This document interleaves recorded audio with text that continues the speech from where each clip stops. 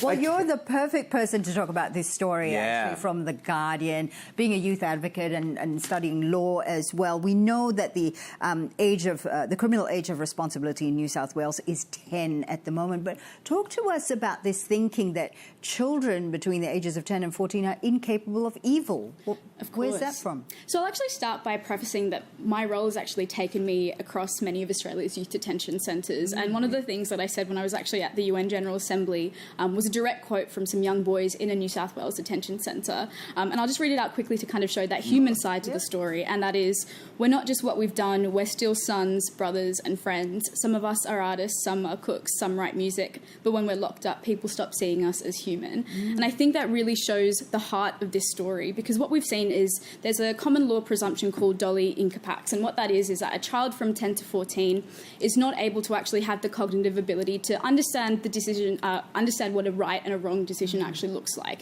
And that's been used to actually help children, help defend them in court when they've been accused of a crime, because we know that if you're 14 or if you're under that age, it's really difficult to actually understand what is an evil kind of act, right? You're still a child, you're still developing. And so what there was is a review into actually whether the dolly incapax rule was still relevant, whether it, the threshold to rebut it was still high. And what we saw was the review coming back and telling us it's a completely, sound defence for children to rely on and actually should be legislated in law. But I think what's really interesting about this is, whilst this is a great kind of push forward in terms of defending the rights of children and kids, when you say, we've got our age of criminal responsibility at 10, how does that principle stand in the findings of the review that we've just seen? So, one of the things that I've been able to do travelling across the country is sit with kids as young as 10 in detention and ask them, why did they commit this crime? And I can tell you firsthand, they don't have an understanding of what is right and wrong. One 10-year-old told me that he commits crimes because it's a hobby that he does with his father.